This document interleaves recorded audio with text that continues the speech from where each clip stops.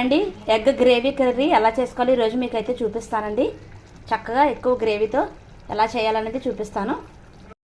ఇప్పుడు మనకి కర్రీకి మసాలా ఏమేం కావాలో చూపిస్తాను.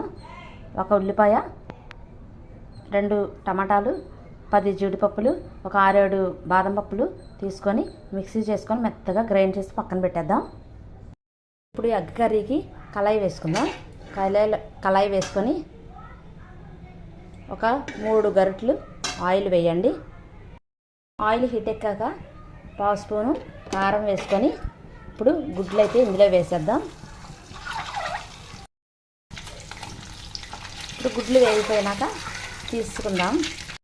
తీసాక 2 లవంగాలు, 1 చెక్క, బిర్యానీ ఆకు వేసుకోండి.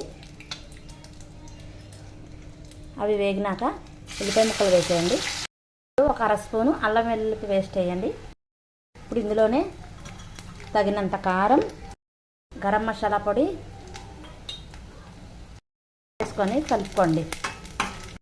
మనం మిక్సీ చేసుకున్న ఈ మసాలా ఉంది కదా పేస్ట్, ఇప్పుడు ఇది అయితే ఇందులో వేసేద్దాం. వాసన పోయే వరకు బాగా ఆయిల్ పైకి తేలే వరకు ఇలా కలుపుకోండి. ఇప్పుడు మిక్సీ గిన్నె కడుక్కొని ఆ వాటర్ అయితే వేసేయండి.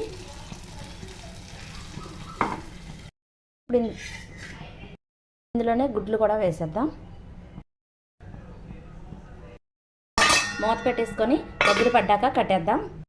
ఇందులో తగినంత సాల్ట్ అయితే వేసుకుందాం. అయితే రెడీ అయిపోయిందండి. ఇలా కొంచెం గ్రేవీతో దించేసుకోండి. కొత్తిమీరతో గార్నిష్ చేసుకోండి. అంతే. సబ్స్క్రైబ్ చేసుకోండి.